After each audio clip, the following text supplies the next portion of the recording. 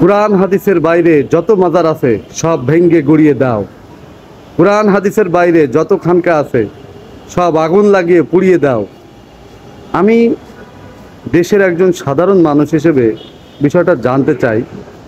আমি মাদ্রাসায় লেখাপড়া করিনি, তাই অত কিছু জানিও না। আমার প্রশ্ন হলো যে এখানে বলা হচ্ছে যে কুরআন হাদিসের বাইরে যত মাজার আছে সব ভেঙ্গে গুড়িয়ে দাও।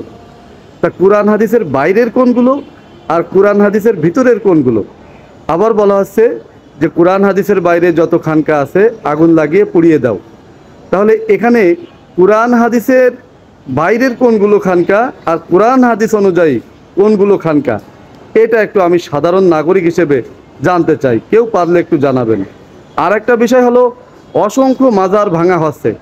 আমি সাধারণ নাগরিক হিসেবে জানতে চাই যে কোরআনের কোন আয়াতে বলা হয়েছে যে মাজার ভেঙে ফেলো, বা হাদিসের কোন হাদিসে বলা হয়েছে যে মাজার ভেঙে ফেলো। কেউ যদি একটু জেনে থাকেন কাইন্ডলি জানাবেন, আমি একটু জানতে চাই, আর কিছু না।